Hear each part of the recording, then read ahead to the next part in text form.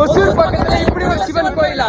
உண்மையிலே இப்படி ஒரு சிவலிங்கத்தை இங்க பாப்போம்னு நாங்க கொஞ்சம் கூட எதிர்பார்க்கல. நாங்க இந்த மலையை ட்ரெக் பண்ணி போகும்போது ஒரு மாதிரி கடுப்பா தான் இருந்துச்சு. ஆனா அப்பன் சிவனை பார்த்த உடனே ஒரு ஃபீல் ஆச்சு பாருங்க, அதெல்லாம் வார்த்தையால சொல்ல முடியாது. நீங்க என்ன யோசனையில இருந்தாலும் அங்க போயிட்டீங்கன்னா ஒரே செகண்ட்ல நீங்க மெய் மறந்து போயிருவீங்க. இந்த கோயில் ரொம்பவே ஒரு பழமையான கோயிலுங்க. அது மட்டும் இல்லாம கீழேயே பக்கத்திலேயே அனுமன் கோயிலும் இருக்கு. இதுக்கு பின்னாடி போனீங்கன்னா இப்படி ஒரு தரமான வியூ பாயிண்ட் இருக்கும். உங்களுக்கு அப்பன் சிவன் அப்புறம் ட்ரெக்கிங் இதெல்லாம் பிடிக்கும் அப்படின்னா கண்டிப்பா இந்த மலையை ஒரு டைம் விசிட் பண்ணுங்க. இந்த இடத்தை ரீச் பண்ண யூபுரம் ஹனுமன் டெம்பிள் டைப் பண்ணீங்கன்னா எக்ஸாக்ட் லொகேஷன் காட்டும். ஒசூர்ல இருந்து ஒரு 30 கிலோமீட்டரும் கிளமங்கலம்ல இருந்து 14 கிலோமீட்டர் டிராவல் பண்ணா போதுங்க.